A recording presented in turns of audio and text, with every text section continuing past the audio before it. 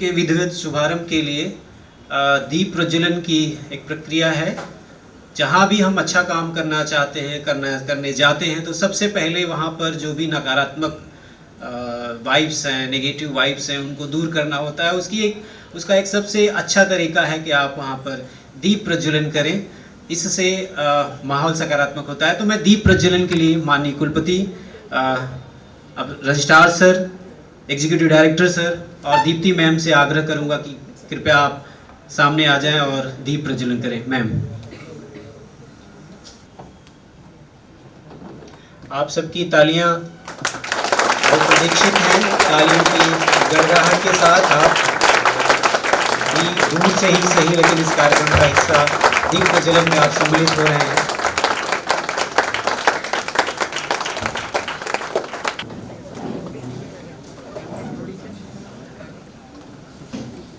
अब हम सबसे पहले इस पूरे जो कार्यक्रम है उसकी एक रूपरेखा से अवगत होंगे।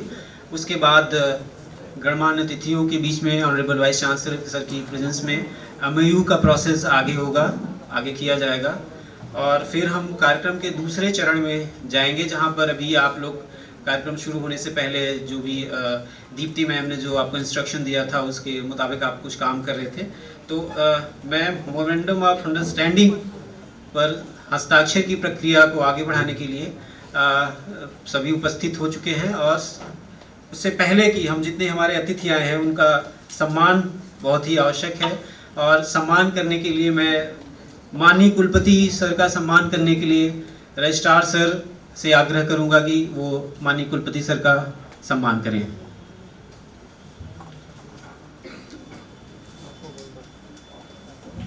आप सब तालियों की गड़गड़ाहट के साथ इस कार्यक्रम का हिस्सा लगातार बने रहिए, बहुत ज़रूरी है। और इस तरह से हमारे रजिस्ट्रार सर ने माननीय कुलपति सर का सम्मान किया। अब मैं executive director investment promotion and bank, Bihar investment area development authority के डॉक्टर संतोष सिन्हा सर का सम्मान करने के लिए अपने भौगोलिक अध्ययन विभाग के डॉक्टर मनीष पराशर सर से आग्रह करूंगा कि वो आए और डॉक्टर संतोष सिन्हा सर का सम्मान करें, प्लीज। आप सबकी तालियां अपेक्षित हैं, इसलिए कृपया आप जहां भी हैं वहां पर मौजूद रहते हुए इस कार्यक्रम का हिस्सा बने रहिए। बहुत बहुत धन्यवाद सर, मनीष सर। अब मैं नदी अध्ययन विभाग के डॉक्टर शाद असगर मोनी सर से रिक्वेस्ट करूंगा कि वो हमारे registrar sir engineer Ram Singh ji sir का स्वागत करें, सम्मान करें।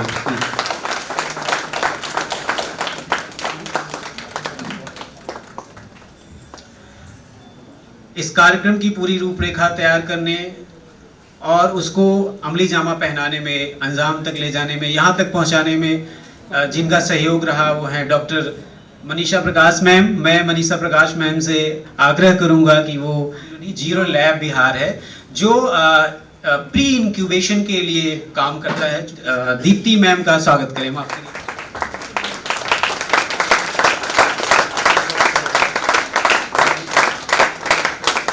आपके बीच में से बहुत सारे बच्चे ऐसे रहते हैं, जब हम जाते हैं किसी आउटरीच में तो बोलते हैं कि मैम मेरे पास बहुत अच्छा आइडिया है, मैं इस पे काम कर रहा हूँ। Group of people are there. ज़रूरी नहीं कि आपके पास हमेशा ग्रुप ही ऑफ इंडिविजुअल भी अच्छा आइडिया को लेके आ सकते हैं। तो वैसे लोग निकल के आते हैं सामने कि नहीं हमारा तो आइडिया है, हमें क्या फ़ंड मिल सकता है, और वो अप्लाई करते हैं। ऐसे बहुत सारे बच्चे हैं जो अभी इंजीनियरिंग कंप्लीट नहीं किए हैं बट अभी वो अपने प्रोजेक्ट पे काम कर रहे हैं, उनको गवर्नमेंट ने फंडिंग भी दी है।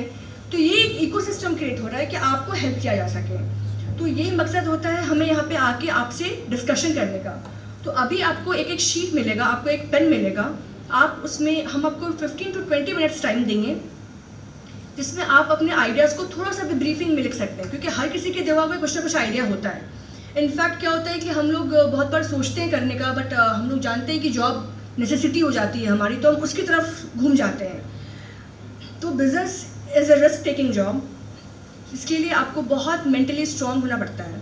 तो इन सब चीज़ों को समझते हुए हम लोग अभी एक चैलेंज करेंगे जिसमें आप उसमें अपना नाम, रोल नंबर, मोबाइल नंबर लिखेंगे, क्योंकि मोबाइल नंबर यूनिक आइडेंटिटी है। और उसके बाद आप किस मतलब कौन से कॉलेज में, मतलब आपका सब्जेक्ट क्या है वो सब्जेक्ट आप मेंशन करेंगे।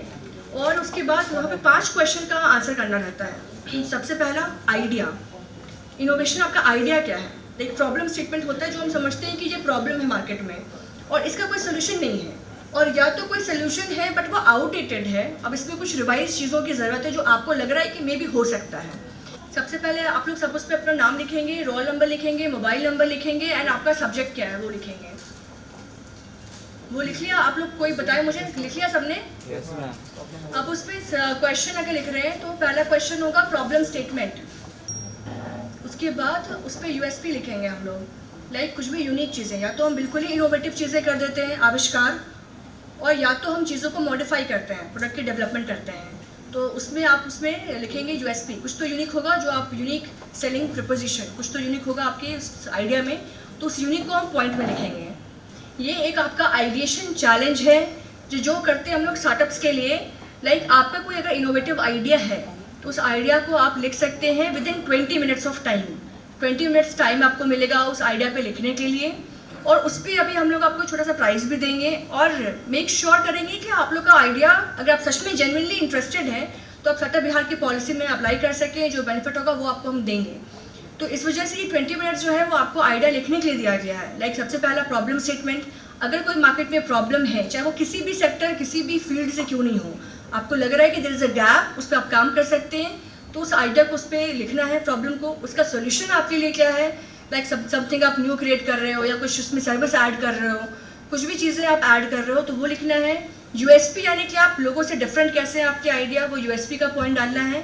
देन रेवेन्यू जनरेशन, आप उसमें आप अल्टीमेटली मोर इम्पॉर्टेंट है कि आप उसमें रेवेन्यू कैसे जनरेट करेंगे कोई भी आइडिया में, तो उसका रेवेन्यू जनरेशन आप कैसे प्लान कर रहे हैं वो लिखना है। ये कम से कम बेसिक चीज़ें हैं। और एक मार्केट पोटेंशियल, क्या उसका मार्केट ग्रोथ है, जो आपने आइडिया किया है क्या वो स्केलेबल हो सकता है। तो एक स्केलेबिलिटी टेस्टिंग बहुत इंपॉर्टेंट होती है, तो एक स्केलेबिलिटी आप लिख सकते हैं, मार्केट पोटेंशियल और स्केलेबिलिटी, ये 5 क्वेश्चंस रहेंगे आपके। तो हम लोग टाइम स्टार्ट करें, अभी हो रहा है 1:51, तो चलिए आप लोग अपने उसको लिखिए, ऑल द बेस्ट। हाँ, और एक चीज़ इंपॉर्टेंट है कि ये ग्रुप आइडिया नहीं है, अभी आपको इंडिविजुअल लिखना है। बहुत लोग होते हैं जो ग्रुप में कोई बहुत सारे स्टूडेंट्स काम भी कर रहे होते हैं आइडिया पे, बट अभी आप इंडिविजुअली लिखेंगे, तो इंडिविजुअल आइडिया पे अभी कैन सेलेक्ट। शुरू होने से पहले ही एक वार्म सेशन था जिसमें मैम ने अपने पूरी लैब के प्रोसेस के बारे में आप सबको बताया था, तो इस गलती के लिए मैं क्षमा चाहूँगा। अब हम कार्यक्रम के आगे चरण में बढ़ते हैं। हम सबसे पहले सर की अनुमति से ये आज जो महत्वपूर्ण समझौता होने जा रहा है उस प्रक्रिया को आगे बढ़ाने के लिए अनुमति चाहते हैं, और मोमेंटम ऑफ अंडरस्टैंडिंग का ये जो की प्रक्रिया है, जो पूरा प्रोसेस है, उसको संपन्न करने के लिए मनीषा मैम से आग्रह करेंगे कि वो प्रक्रिया को आगे बढ़ाएं। प्लीज सर, रजिस्ट्रार सर और शिवेन सर से आग्रह है कि वो आ जाएं। जितने भी हमारे मित्र, फोटोग्राफर मित्र हैं, सहयोगी हैं, उनसे आग्रह है कि वो इस महत्वपूर्ण पल को वो तस्वीरों में कैद करें, कैमरे में अपने कैद करें तस्वीरों के रूप में। तुषार जी, आप वीडियो, आप सब एक बहुत ही महत्वपूर्ण गतिविधि का हिस्सा बन रहे हैं। स्टार्टअप बिहार एक फ्लैगशिप अभियान है बिहार सरकार का, जिसका लक्ष्य है, जैसे इससे पहले भी आपको बताया गया, कि ब्रेन ड्रेन को रोकना एक बहुत चुनौती है। एक ऐसे इकोसिस्टम की ज़रूरत है जिसमें हमारे बिहार की प्रतिभा बिहार में रहकर यहाँ के आर्थिक विकास में, यहाँ में रोजगार के सृजन में अपना सहयोग करे। इसके लिए बहुत ज़रूरी है कि एक ऐसा इकोसिस्टम, एक ऐसा वातावरण बनाया जाए जहाँ पर सभी आप जैसे नौजवान, और वो करोड़ों की संख्या में ऐसे नौजवान हैं जिनके पास बौद्धिक शक्ति है, बौद्धिक क्षमता है, साथ ही साथ उनमें कुछ कर गुजरने का जज्बा भी है, लेकिन महज सिर्फ इस वजह से कि उन्हें कुछ संसाधनों का अभाव होता है, उन्हें जानकारी नहीं होती, और उनको पूरे अपने विचार को, आइडिया को चैनलाइज करने के लिए, उसको अंजाम तक पहुंचाने के लिए उन्हें जानकारी कम होने की वजह से वो बहुत सारे विचार शुरू में ही खत्म हो जाते हैं, और फिर उन्हें किसी दूसरी जगह जाकर, बिहार से बाहर जाकर अपनी उस प्रतिभा का हम तो कहेंगे कि एक तरह से दोहन ही होता है कई बार कई जगहों पर, लेकिन वो अपनी प्रतिभा की का इस्तेमाल करते हुए बाहर जाकर वो अपनी आजीविका कमाते हैं। तो आज ये जो MOU हस्ताक्षर हुआ है, इसकी क्या उपयोगिता है, बिहार स्टार्टअप फंड क्या है, ये किस प्रकार से आपकी सपनों को नई उड़ान दे सकता है, इसका उपयोग आप अपनी ज़िंदगी को बेहतर बनाने के लिए, बिहार के विकास में, अपने व्यक्तिगत विकास में कैसे कर सकते हैं, पूरी योजना का क्या फिलॉसफी क्या है पूरी योजना की, इसके बारे में बताने के लिए हमारे बीच में है डॉक्टर संतोष सिन्हा सर। मैं डॉक्टर संतोष सिन्हा सर से आग्रह करूंगा कि प्लीज़ वो आएँ और इस पूरे प्रोसेस के बारे में, इस MOU के की जो महत्ता है, इम्पोर्टेंस है, उसके बारे में हम सभी जितने भी सभागार में मौजूद हैं उनको अवगत कराएं। Doctor Santosh Sinha sir, please. Good afternoon sir. पिछले कई महीनों की मेहनत के बाद आज हम लोग इस मुकाम पे पहुंचे हैं। आर्यभट्ट नॉलेज यूनिवर्सिटी और बिहार स्टार्टअप फंड के बीच एक MOU हुआ है। ये सिर्फ एक MOU नहीं है, एक पेपर का हस्तांतरण नहीं है। आज से इस यूनिवर्सिटी के साथ जुड़ के हम इस यूनिवर्सिटी से जुड़े हुए सारे स्टूडेंट, चाहे वो किसी भी कॉलेज में पढ़ते हो, किसी भी सेक्टर से हो, चाहे वो आप MCA कर रहे हो, MBA कर रहे हो, किसी और भी विधा में आप पढ़ाई कर रहे हो। हम पढ़ाई क्यों कर रहे हैं? एकमात्र हमारे यहाँ बिहार के कल्चर है, हम जॉब के लिए पढ़ाई कर रहे हैं। जॉब क्यों कर रहे हैं? पैसे के लिए। क्या जॉब ही एकमात्र उपाय है पैसा कमाने का? हम क्यों नौकरी पाने के लिए ही लालायित हैं? इस जो हमारी कल्चर है कि जॉब अगर हमें छोटी सी भी कलर की भी जॉब हो गई, सोसाइटी में हमारी एक इंपॉर्टेंट रिकॉग्निशन मिल गई, अच्छा उनका लड़का जॉब में हो गया, बैंक में नौकरी कर रहा है, रेलवे में नौकरी कर रहा है, क्या यही हमारी नियति है? हम सिर्फ जॉब करें? नहीं, हम जॉब देने वाले बने। Be a job creator. आप जितने लोग यहाँ हो वो ये सोचो, क्यों नहीं हम अपने अंडर में 10 लोगों को रोजगार दे सकते हैं? हमें कमी क्या है? आज जितने भी बड़े ब्यूरोक्रेट्स देखो, किसी कंपनी के हाई लेवल पे देखो, उसको चलाने वाले लोग देखो, हम में से ही हैं। अब टॉप 50 कंपनी को उठा लो, उनके टॉप 10 प्रोफेशनल्स को देखोगे, ऑथोरिटी को देखोगे, तो हमारे यहाँ से बिलोंग करते हैं। लेकिन हम अपने यहाँ काम नहीं करते हैं। जब हम वहाँ कंपनी चला सकते हैं, एंटरप्रेन्योरशिप सिखा सकते हैं, कर सकते हैं, एंटरप्रेन्योर बन सकते हैं, अपने यहाँ क्यों नहीं बन सकते हैं? शायद कहीं ना कहीं लैकिंग था, एक गैप था। उस गैप को फुलफिल करने के लिए बिहार स्टार्टअप फंड काम कर रही है। हम चाहते हैं कि सपोर्ट नहीं मिलता है, हम स्टार्ट कहाँ से करें? वो स्टार्ट शुरू करने के लिए आज हमारे बीच एक समझौता हुआ है। हम यहाँ के स्टूडेंट को भी वो सारी इंफ्रास्ट्रक्चर, वो सारी सपोर्ट प्रोवाइड करेंगे जिससे वो सोच सकें और अपने सपनों को एक नई उड़ान दे सकें। अभी हम जीरो लैब की बात भी कही गई। आज से 4 साल पहले हम लोगों ने एक सपना देखा था कि बिहार में कुछ ऐसा प्लेटफॉर्म बने कि वहाँ से लोग एंटरप्रेन्योर बनने के लिए सोचें। हमने इसीलिए उस जगह का नाम दिया, उस इकोसिस्टम का नाम दिया zero lab. Being a entrepreneur, एक उद्यमी के रूप में आपकी वहाँ शुरुआत हो रही है। उससे पहले आप आम आदमी हो, उससे पहले आप एक स्टूडेंट हो, लेकिन उस प्लेटफॉर्म में, उस प्लेस पे जाने के बाद एक उद्यमी के रूप में आप पहला स्टेप लेना शुरू करते हो। और उसको सपोर्ट करने के लिए हमारी बिहार स्टार्टअप फंड है, जो फाइनेंशियल सपोर्ट भी करती है, आपके लिए एनवायरनमेंट भी प्रोवाइड करती है। चाहे आप जिस भी फील्ड में काम करना चाहो, हमारा दायित्व है हम आपको उसके एक्सपर्ट से कोरिलेट कराएं। आपको मान लो आप कोई इंजीनियरिंग की पढ़ाई करो, सिविल इंजीनियर हो, आप कोई काम करना चाह रहे हो, आप कहाँ से मिलेगा? हम इंजीनियरिंग कॉलेज में हमारे सेंटर बने हुए हैं, हम उनके साथ आपको टैग कर देते हैं। हमारी ग्रो करना है, क्योंकि startup is more about passion, is a risk taking job. Business और स्टार्टअप में यही डिफरेंस है कि बिजनेस कैन बी ट्रेडिशनल, उसमें भी ग्रोथ होता है, उसमें भी फंड्स होते हैं, but startup is always a risk. तो इस वजह से उस रिस्क को कैरी करने के लिए वो पैशन वो आपके अंदर होना चाहिए कि नहीं मुझे करना है, क्योंकि चैलेंजेस बहुत आएंगे और ये चैलेंजेस आप कब तभी फेस कर पाओगे जब आपको लगता है कि नहीं मैं इसके लिए प्रिपेयर हूँ। और उसको प्रिपरेशन करने के लिए हम लोग आपके साथ खड़े रहते हैं डे नाइट। तो वो आपको बिल्कुल डिफ़िकल्टीज़ नहीं होगी कि मेरा आइडिया है, मैं मुझे कौन मेंटर्स करेगा। आपके पास अच्छे अच्छे फैकल्टीज़ हैं, हम लोग खुद हैं और डिपार्टमेंट से हमारी बहुत सारी टीम है। तो अभी क्या होता है, जब हम आइडिया कोई सोचते हैं वो आइडिया एक सिर्फ आइडिया होता है, बट जब उस पर काम करते हैं तो हम रेवेन्यू पे बात करते हैं, हमें लीगल टर्म समझना होता है, मतलब एन नंबर ऑफ चीज़ें आ जाती हैं। तो उसको सपोर्ट करने के लिए ज़ीरो लैब है, एसएसयू की टीम है जिसमें हमारे शिवेंद्र जी भी आए हुए हैं, आपके साथ बात करेंगे वो भी।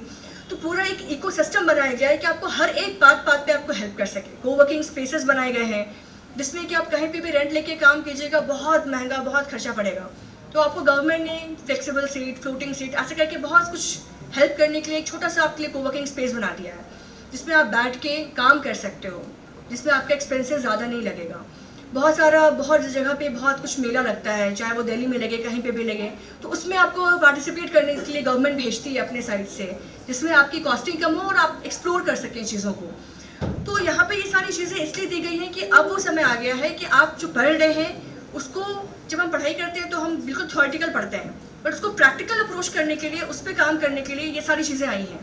तो एक एंटरप्रेन्योर को सिर्फ एक एचआर, सिर्फ एक मार्केटिंग, सिर्फ एक फाइनेंस नहीं बनना होता है, उसे सब कुछ बनना होता है, तभी वो लोगों से काम करा पाता है। तो इस वजह से ये चीज़ें समझने के लिए, स्किल डेवलप करने के लिए आपको बिल्कुल एकदम सोचना पड़ेगा कि नहीं, मैं इस आइडिया के लिए फोकस्ड हूँ, इस पर सर्वे करेंगे, रिसर्च करेंगे, ये बहुत हिट होगा, हम काम माइंड से फिर अप्लाई करेंगे। बहुत बार ऐसे देखते हैं कि आप लोग हड़बड़ी में अप्लाई कर देते हो, वहाँ पे रिजेक्शन भी हो जाती है। तो रिजेक्शन के बाद इट्स टेक टाइम तो वापस से इसको लाइक रिन्यू कराना, वापस से आपका सब कुछ ठीक करना। तो बेटर है नॉट टू वेस्ट टाइम कि हम उस पर हड़बड़ा के कभी कभी अप्लाई कर दें और फिर हमारा टाइम वेस्ट हो रहा है, क्योंकि हमने गलती से जल्दी में अप्लाई कर दिया और हमने आइडिया क्लियर नहीं है हमारा, हमने उस पर मेहनत नहीं की है, क्लैरिटी नहीं आई है। तो हमें एक स्टेप को समझ के उस पर अप्लाई करना है। तो आपका जो भी idea, you are most welcome to zero lab ground floor Udyog Bhavan में है और हमारी टीम वहाँ पे है। तो इसलिए यू आर मोस्ट वेलकम। अपने आइडिया को समझ के उसको कैसे करना है हम लोग वहाँ बैठेंगे, डिस्कस करेंगे, स्टार्टअप पॉलिसी में भी अप्लाई करेंगे और उसको अच्छे से करेंगे। इन द सेंस हड़बड़ा आज बोलो कल कर दिया, ऐसा नहीं करेंगे। 15 days time, 1 month time, 2 month time आप लीजिए और फिर आप उसको करिए अप्लाई। मगर मेक श्योर कि आपके अंदर ये होना चाहिए कि मुझे अल्टीमेटली बिजनेस करना है, स्टार्टअप्स करना है। बहुत सारे यंग यूथ हम लोग जहाँ भी जाते हैं आउटरीच के लिए, वहाँ से निकल के आते हैं, वो हमें बोलते हैं कि मैम हमारा आइडिया है उनके खुद की टीम में, क्योंकि अभी का टाइम जो है आप रिस्क ले सकते हो। दिस इज द टाइम, आप पे प्रेशर कम है, आप मस्ती भी कर रहे हो, आप रिस्क भी ले सकते हो, फेलियर्स भी सह सकते हो, न्यू स्टार्ट भी कर सकते हो। तो this is the time, right time you can apply और अभी आपको सीखने को भी मिलेगा। तो मैं भी बस यही कहूँगी sir, thank you so much. ये अपॉर्चुनिटी बहुत अच्छी थी हमारे लिए कि हम यहाँ पे आए, आप लोगों से इंटरेक्ट किया हमने। आपके बहुत सारे अच्छे आइडियाज़ भी आए हैं जो आपने लिखा, अभी मुझे चैलेंज कराया है। होप सो कि उससे बहुत सारे अच्छे एंटरप्रेन्योर्स निकल के आएंगे and we welcome you all. Thank you so much. धन्यवाद मैडम। आर्यभट्ट नॉलेज विश्वविद्यालय ने आपको आपके बीच में एक मौका उपलब्ध कराया है। हमारे यहाँ जो आज MOU हुआ है उसको अमल में लाने के लिए एक इंक्यूबेशन सेंटर की स्थापना होने जा रही है।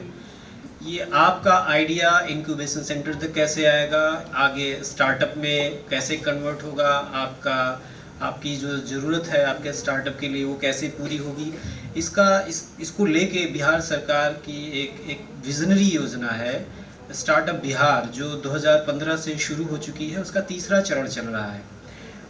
इस पूरे प्रोसेस को, पूरी प्रक्रिया को पूरा करने के लिए स्टार्टअप सपोर्ट यूनिट की भी स्थापना की गई है। स्टार्टअप सपोर्ट यूनिट आपको वो सारे सहयोग उपलब्ध कराने के लिए जो वो किसी भी माध्यम से हो, चाहे वो आपको सरकारी कागजात तैयार करने हो या आपकी कोई फाइनेंशियल रिक्वायरमेंट हो, उन सब में वो स्टार्टअप सपोर्ट सिस्टम आपको, स्टार्टअप सपोर्ट यूनिट आपको क्या मदद देगी। ये पूरा स्टार्टअप बिहार कैसे इम्प्लीमेंट हो रहा है, उसकी 2015 से लेकर अब तक की क्या यात्रा रही है, इन सब पर बात के लिए हमारे बीच है स्टार्टअप सपोर्ट यूनिट के शिवेंद्र जी। मैं शिवेंद्र जी से आग्रह करूंगा कि प्लीज़ वो आए मंच पर और युवाओं को बताएं कि आपकी यूनिट किस तरह से उनके सपनों को एक स्टार्टअप में कन्वर्ट कर सकती है। Please Shivendra sir.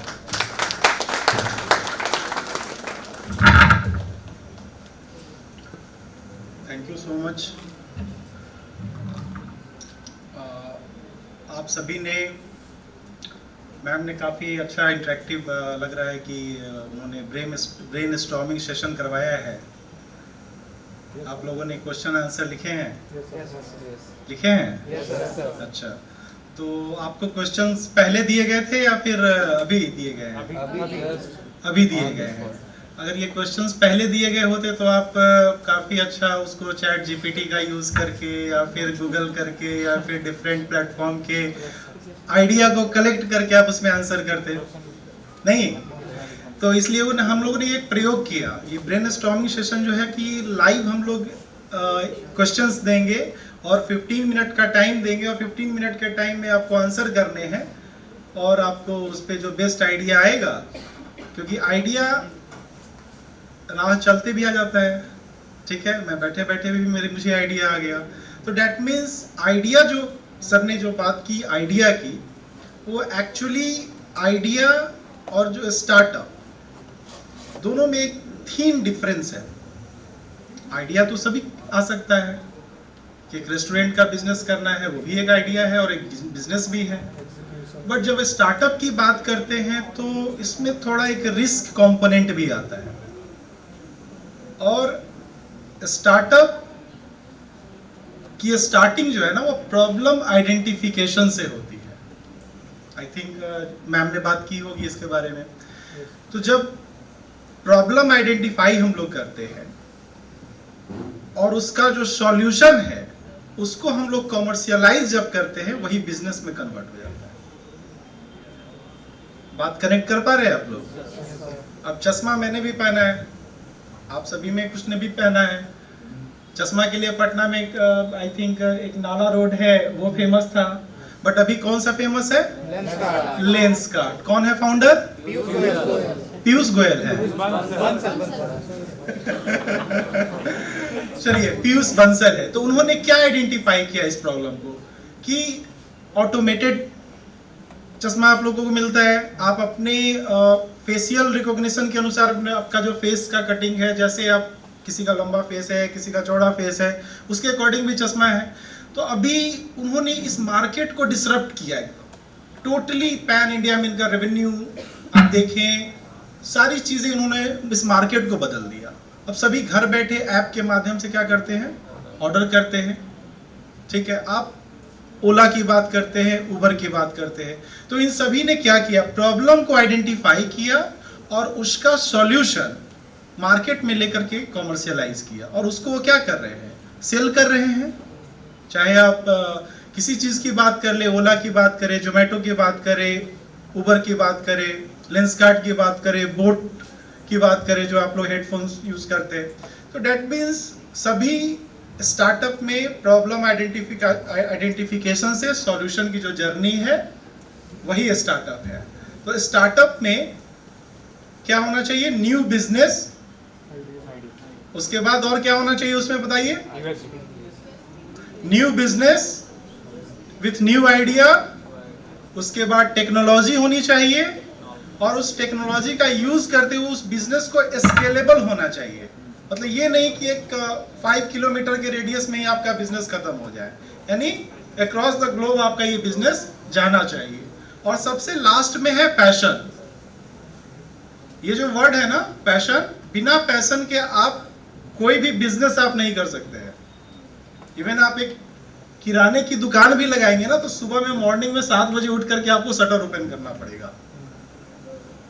तो स्टार्टअप में new business with new idea, technology का यूज होना चाहिए, स्केलेबल बिजनेस होना चाहिए और लास्ट में पैशन। इन सभी को सम अप करेंगे तो आपका स्टार्टअप बिजनेस रन करेगा।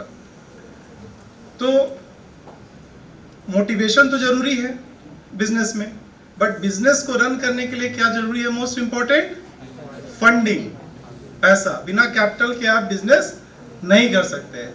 तो आप लोग सोचेंगे सर यहाँ आकर के भाषण दे रहे हैं लेकिन पैसा कहाँ से आएगा? तो इसीलिए बिहार स्टार्टअप फंड ट्रस्ट की स्थापना हुई है, जिसमें हम लोग स्टार्टअप में सीड मनी के रूप में 10 लाख रुपए का फंडिंग करते हैं। स्टेप बाय स्टेप आपको फंडिंग की जो प्रक्रिया है वो मैं आपको बता देता हूँ। इनिशियल स्टेज में हम लोग 10 लाख रुपए की फंडिंग करते हैं।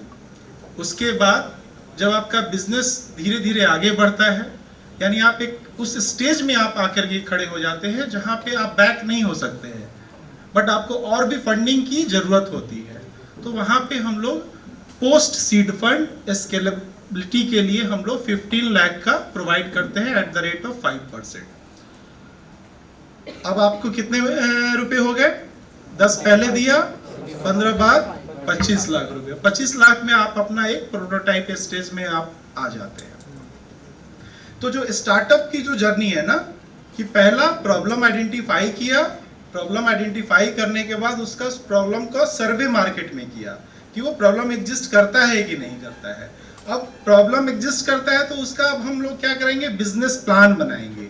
बिजनेस प्लान बनाने के बाद एक प्रोटोटाइप डेवलप करेंगे, उस प्रोटोटाइप का फिर मार्केट में सर्वे करेंगे, और मार्केट में सर्वे करने के बाद फिर से उसको रीटेस्ट करेंगे कि जो मैंने प्रोडक्ट बनाया है मार्केट के अकॉर्डिंग है कि नहीं है, और लास्ट में उसको क्या करते हैं? ब्रांडिंग एंड मार्केटिंग करते हैं। ये एक आपका एक पैरेलल चीज है, एक साथ चलने वाला है, और उसी का सहयोग करने के लिए स्टार्टअप बिहार में जब आप अप्लाई करते हैं हमारे ऑनलाइन पोर्टल पे अपने आइडिया के साथ, और उस आइडिया में जो भी आपको जो क्वेश्चंस दिए गए हैं वही क्वेश्चंस वहां भी स्टार्टअप बिहार के पोर्टल पे भी रहते हैं। आप अपना बिजनेस प्लान बना करके आप उसको अपलोड कीजिए, हम लोग उसको स्क्रूटनी कमेटी जो है वो उसको इवेल्युएट करेगी और आपको पिचिंग राउंड के लिए बुलाएगी। शार्क टैंक कौन कौन देखते हैं? काफी लोग देखते हैं। तो शार्क टैंक में क्या होता है? पिच करते हैं आइडिया को, और जो इन्वेस्टर होते हैं उसमें इन्वेस्ट करते हैं। तो इंडस्ट्री डिपार्टमेंट भी एक मिनी शार्क टैंक चला रहा है, ठीक है। तो इसमें हम लोग इनिशियल स्टेज में आप अप्लाई करने के बाद, इवैल्यूएशन के बाद, आप पिचिंग के बाद आपका रिकमेंडेशन होता है, आपको 10 लाख रुपए इनिशियल स्टेज में फंडिंग की जाती है। इनिशियल में हम लोग 4 लाख रुपए देते हैं जो अभी न्यू फ्रेश आइडिया के साथ आए हैं, और जिनका एग्जिस्टिंग स्टार्टअप है, जिन्होंने मार्केट में काम कर रखा है, वो डायरेक्ट पिचिंग में आते हैं, उनको 10 लाख रुपए की फंडिंग हम लोग करते हैं। और जो इनिशियल आइडिएशन स्टेज में है उनको 4 लाख रुपया फंड करते हैं, और 4 लाख के बाद उन्होंने जो काम किया है उसके बाद यूटिलाइजेशन सबमिट करने के बाद फिर से हम उनको 6 लाख रुपया प्रोवाइड करते हैं। तो 10 लाख में उनको एक प्रोटोटाइप स्टेज में वो आ जाते हैं। उसके बाद उनको इंक्यूबेशन सेंटर के साथ हम लोग टैग कर देते हैं स्टार्टिंग में। अभी आपका इंक्यूबेशन सेंटर के लिए MOU हुआ है। इंक्यूबेशन का काम है स्टार्टअप को हैंड होल्ड करना, ठीक है।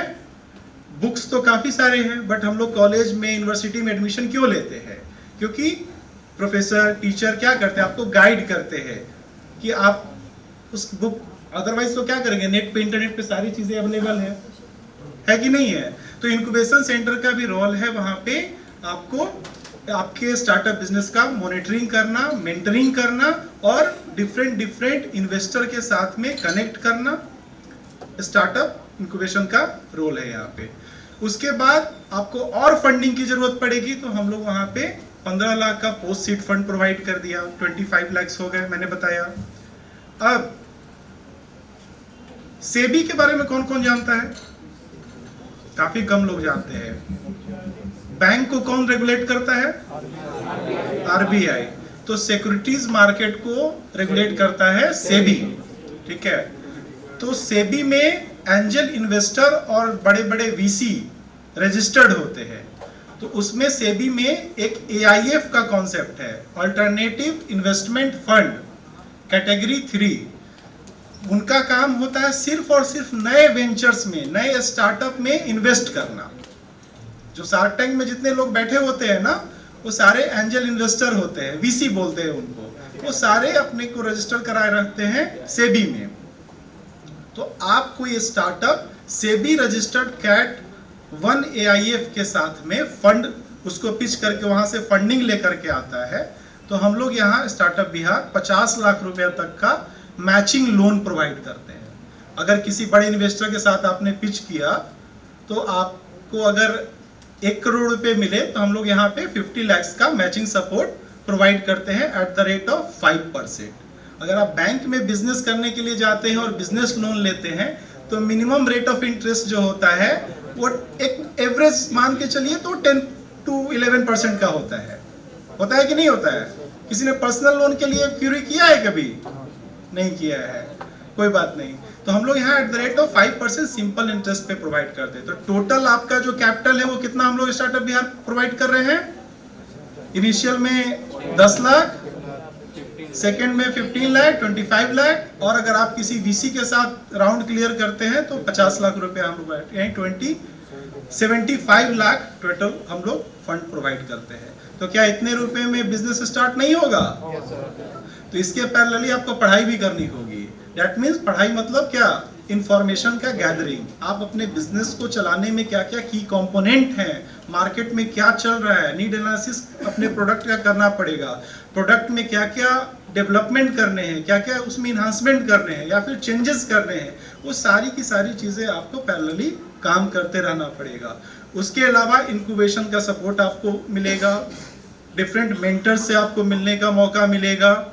जैसा कि मैम ने बताया कि हम लोग दिल्ली में या फिर बेंगलोर में या डिफरेंट आईआईटी में जो भी सेमिनार होते हैं या अपने आप प्रोडक्ट का डेमोन्स्ट्रेशन करना चाहते हैं, वो सारी चीज़ें फैसिलिटी अवेलेबल है।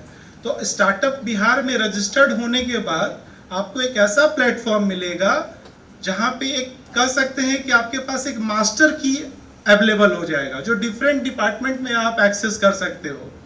स्टार्टअप बिहार अगर रिकॉग्नाइज आप होते हैं तो आपको प्रोडक्ट के लिए ऐसा कोई नहीं है जो आपको हेल्प नहीं करेगा। कोई भी डिपार्टमेंट हो, कोई भी इंस्टीट्यूशन हो, आप अपने प्रोडक्ट के साथ किसी भी डिपार्टमेंट के साथ एमओयू कर सकते हैं। क्या विभूति सर? ठीक है, तो होप सो और भी कुछ क्यूरी है तो आप लोग आस्क कर सकते हैं। अच्छा, यहाँ डिफरेंट डिस्ट्रिक्ट्स के भी स्टूडेंट होंगे, तो आपके सभी डिस्ट्रिक्ट में इंजीनियरिंग कॉलेज में स्टार्टअप सेल का गठन किया गया है।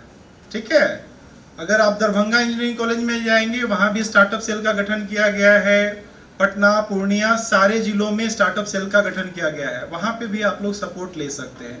और यहाँ पे पटना में अगर हैं तो जीरो लैब है, वहाँ पे आप लोग सपोर्ट ले सकते हैं। इंदिरा भवन में हमारी टीम बैठती है, मैं बैठता हूँ। आप बेहिचक आप हमसे प्लान बनवा सकते हैं, स्ट्रेटजी पे बात कर सकते हैं, मार्केटिंग कैसे करेंगे उस पर हम लोग सपोर्ट करेंगे। तो इसी के साथ मैं अपनी बात को पूर्ण विराम दूंगा। Thank you so much. बताइए बताइए बताइए सर, बताइए।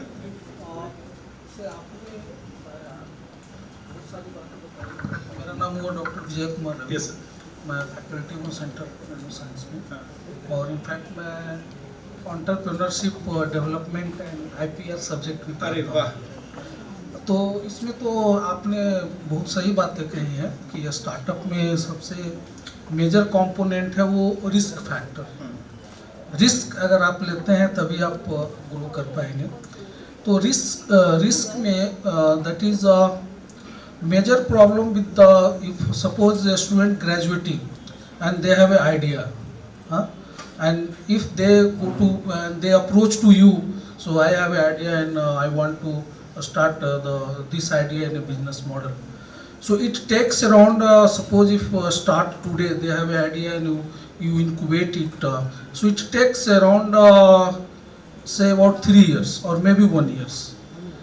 So as a fresher student, their financial means how much they will earn, because once any student if graduated, first thing it comes in a mind after graduating, how much I will earn. That is the first questions to any graduates or any others professionals, and this is a real practical problems. तो how we will tackle this से students अगर वो 1 साल के लिए आपके पास startup में अपना लगा रहा है, जितना भी effort whatever effort they are giving. First of all startup एक पहले मैं एक बात क्लियर करूंगा, स्टार्टअप एक प्रोग्राम नहीं है। स्टार्टअप इट इज नॉट एक सर्टिफिकेशन कोर्स है कि यहाँ ये एक लाइफ की जर्नी डिसाइड करती है। अगर आप बोट के फाउंडर की बात करें अमन गुप्ता, तो वो जॉब कर रहे थे, 7 बार कंपनी बनाई, फेल हो गए, और राइट नाउ 2800 करोड़ रुपए की उनकी कंपनी है। 2800 करोड़ रुपए की कंपनी है। तो आप जो बात कर रहे हैं सर कि इसमें रिस्क फैक्टर तो है ही, अगर मैं पूरे लाइफ की अगर रिस्क फैक्टर फाइनेंशियल वैल्यू की बात करूं तो अगर किसी का ऑन एन एवरेज अगर 10 लाख रुपए के पैकेज पे अगर वो इनिशियल स्टेज में ज्वाइन करता है, राइट नाउ उसकी एज 25 है और 60 साल रिटायरमेंट की हम लोग एज मानते हैं, तो आई थिंक 35 इयर्स में 3.5 CR का उसका फिनेंशियल वैल्यू है। उसका जो ह्यूमन लाइफ वैल्यू है इन टर्म्स ऑफ मनी कि वो कितना अर्न करेगा, तो 3.5 करोड़ रुपया से ज़्यादा वो नहीं करेगा on an average of 10 lakh. ठीक है, तो यहाँ पे रिस्क फैक्टर है कि कुछ लोग फेल होंगे, कुछ लोग आगे बढ़ेंगे। तो यहाँ पे आपने जैसे कहा कि हम लोग जो सपोर्ट जो कर रहे हैं वो पैरेलली अपनी पढ़ाई जारी रखे, अपनी पढ़ाई जारी रखे, और हम लोग के पास वो स्टार्टअप में आइडिया लेकर के आता है, वो इंडिपेंडेंट हम लोग सपोर्ट के रूप में है। अगर उसको बिजनेस करना है तो अपना, अगर कोई व्यक्ति बिजनेस करना चाहता है तो सबसे पहले वो कहाँ जाता है? अपने फादर मदर के पास जाता है कि हमको भाई पैसे चाहिए, रिलेटिव्स के पास जाता है, फ्रेंड के पास जाता है। तो यहाँ स्टार्टअप बिहार वो वही प्लेटफॉर्म दे रहा है कि अगर आपके पास एक आइडिया है और आप बिजनेस माइंडसेट के हैं, सभी लोग बिजनेस माइंडसेट के नहीं हो सकते हैं, कुछ ही हो सकते हैं जो बिजनेस में आना चाहते हैं। उनका एक कोई भी एक व्यक्ति होता है ना कि आप देखेंगे कि कैलकुलेटिव माइंड का होता है। अगर 1 रुपये का एक शैम्पू है, करोड़ व्यक्ति को हम बेच देंगे तो मेरे पास अगर 50 पैसे कॉस्टिंग है और 1 रुपये में बेच रहे हैं तो 50 पैसा इंटू 1 करोड़ कर देंगे, अरे 50 लाख तो मेरे पास ऐसे ही आ गया। तो कुछ लोग इस तरह के माइंडसेट के होते हैं, बिजनेस माइंडसेट के। तो स्टार्टअप बिहार उनको वो प्लेटफॉर्म दे रहा है सर। नो बट मैं तो अपने यूनिवर्सिटी पॉइंट ऑफ व्यू से सोचूंगा ना। हाँ। जैसे मैं तो सोचूंगा कि हमारा स्टूडेंट्स अगर if they have a really idea, तो after graduating they should earn from this idea. So who will provide this sustainability? That is the question and that problem is coming. वो सस्टेनेबिलिटी जो आप जो ask कर रहे हैं तो वो तो अनसर्टेन है। हाँ, तो इसमें मतलब एक हो सकता है, अगर मैं डिग्री लेकर के जाऊं मुझे जॉब न लगे तो वो भी एक अनसर्टेनिटी है। No, just what I feel, अगर उनका आइडिया रियली गुड है and they can means explore in the market, so I think Bihar startup they can provide some fellowship, so you work on that. So we are providing the fellowship and वो grant की बात कर रहे हैं, grant की बात कर No, that is a grant, sir. That is a grant, and don't mix up the IIT. नहीं, मैं बिहार के पर्सपेक्टिव, बिकॉज मैं जब बच्चों के साथ बैठता हूँ तो ये जेन्युइन प्रॉब्लम्स आते हैं। तो if really you want to support our students, then we have you please you have to think in this direction. ठीक है, हम लोग इसके बारे में सोचेंगे। क्योंकि हमारे पास बहुत अच्छे बच्चे आइडिया लेकर के आते हैं, but because of the financial instability. नहीं, तो फाइनेंशियल तो हम लोग यहाँ 75 लाख रुपीस प्रोवाइड कर रहे हैं। नहीं, you are giving the capital earnings. मतलब उसके द मूवमेंट क्या होता है, हमारा स्टेट एक बहुत ही काफी मतलब उतने इस लेवल पे नहीं है। हमारे बच्चे मीडियम फैमिली के मैक्सिमम आते हैं। द मूवमेंट वो डिग्री लेते हैं, उनको मतलब कुछ ना कुछ उनको चाहिए, 10,000 15,000 20,000 मैं आपकी बात मंथली पूर्ण समझता हूं। हाँ जी। बट इसमें मैंने जैसे की बात की कि इसमें सभी लोग नहीं आ पाएंगे। नहीं, वो वही 10 लोगों में, अगर वो 10 लोग हैं, अगर उनको फंडिंग मिला, वो अपना कुछ तो मार्केट सर्वे करेंगे, वो डिफरेंट डिपार्टमेंट में जाएंगे, अपने प्रोडक्ट पे तो काम करना होगा ना उनको। वो प्रोडक्ट पे काम करेंगे, वो 5 रुपया भी तो अपना अर्निंग करेंगे। No but sir problem is product आप 1 साल में डेवलप नहीं कर देंगे, this will take around years obviously. तो वो उस गैप में वो जो भी पर्सनल्स होंगे, तो जो भी एंटरप्रेन्योर्स होंगे, उनकी मतलब कैसे फाइनेंशियल ठीक है, तो मैं ठीक है, मैं इस पे देखता हूँ। तो ठीक है, थैंक यू सो मच। तो इस पे मैं फिर कनेक्ट करूंगा आप लोगों से। धन्यवाद शिवेंद्र जी, और धन्यवाद सर, आपने हज़ारों युवाओं के सवालों को एक आवाज़ दी और शिवेन जी ने उसका जवाब भी दिया। जवाब को समझने के लिए थोड़ा लंबा डिस्कशन में जाना होगा, लेकिन हमारा जो कार्यक्रम है वो एक निर्धारित समय अवधि में है। आपके सवाल के जवाब के क्रम में मुझे याद आया कि आज ये जो MOU हुआ है, इस इंक्यूबेशन सेंटर में आखिर होगा क्या। तो मुझे लग रहा है ये इंक्यूबेशन सेंटर आपके सवालों के जवाब का एक हिस्सा है, जो हमारे माननीय कुलपति जी के निर्देशन में, मार्गदर्शन में इंक्यूबेशन सेंटर यहाँ शुरू होने जा रहा है। आप सभी स्टूडेंट से एक रिक्वेस्ट है कि जिन्होंने आंसर शीट अपनी या प्रपोजल शीट नहीं सबमिट की है, प्लीज़ वो सबमिट कर दें। कार्यक्रम को आगे बढ़ाते हुए अब मैंने जैसा कि कार्यक्रम की शुरुआत में ही आप सबसे एक वादा किया था कि हमारे बीच में कुछ ऐसे भी लोग होंगे जो ये स्टार्टअप का पूरा प्रोसेस पूरा करके उन्होंने अपनी कंपनी चलाई है, सफलतापूर्वक चला रहे हैं और अभी भी वो काफ़ी मजबूती के साथ खड़े हैं। आपसे वो रूबरू होंगे, आप उनकी बातें सुनेंगे तो आपको ज़रूर मोटिवेशन मिलेगा, आप प्रेरित होंगे कि कैसे स्टार्टअप की दुनिया, स्टार्टअप को कैसे आप शुरू कर सकते हैं, बता सकते हैं। ये एक हमारे पास एंटरप्रेन्योर हैं डॉक्टर विभूति विक्रमादित्य सर। आप डायरेक्टर हैं smart way electronic private limited Patna company के डायरेक्टर हैं। इन्होंने अपना स्टार्टअप शुरू किया था। अब मैं सीधे सर के पास आपको ले चलता हूं, सर को आमंत्रित करता हूं कि वो आएँ और अपनी पूरी यात्रा के बारे में समय का ख्याल रखते हुए बताएं। प्लीज़ सर आए। Sir Vibhuti sir please. आदरणीय कुलपति महोदय Shri professor Sharad Kumar Yadav ji, registrar sir Ramjeet Singh ji और दीप्ति जी, साथ साथ दर्शक दिखा में बैठे राकेश कुमार सिंह जी, विजय जी और यहाँ बैठे सारे लोग जो विभिन्न कॉलेजेस से आए हैं, सीएमएस कॉलेज के और किसी कॉलेज से लोग आए हैं, उन लोगों को मेरी ओर से और धन्यवाद। साथ साथ मैं ये कहना चाहूँगा कि धन्यवाद बिहार इंडस्ट्री डिपार्टमेंट का, जिन्होंने मुझे इस कार्यक्रम में आमंत्रित किया कि मैं अपनी जर्नी बता सकूं। साथ ही साथ एक बड़ी बात यह भी है कि इसके आगमन के साथ साथ डिपार्टमेंट ऑफ इंडस्ट्री के द्वारा आमंत्रित होने के साथ साथ मैं यह भी बता दूं आप लोगों को कि मैं आपके यहाँ का भी एक सहपाठी हूँ। मैंने इसी कॉलेज से, इसी यूनिवर्सिटी से PhD प्राप्त किया है और इससे बहुत बड़ी खुशी है कि PhD प्राप्त करने के बाद न्यूरो साइंस में डॉक्टर राकेश जी के अंदर ही, और आज मैं यहाँ खड़ा हूँ कि आप लोगों को बता सकूँ कि जो रिसर्च जिसकी बात विजय जी भी कर रहे थे, ये गैप को कैसे सुधारा जा सके। ये गैप है, रिस्क है और गैप है। इस गैप को सुधारने में ये इंडस्ट्री आपको कैसे मदद करेगा। ये कहने से पहले मैं आपको अपनी जर्नी थोड़ी बहुत बताऊंगा जो हमको बताया गया कहने के लिए। मैं बड़ी कंपनियों में पटना से बाहर, विदेश से बाहर काम करता था। करीब 8-10 साल मैंने काम किया साउथ कोरिया में।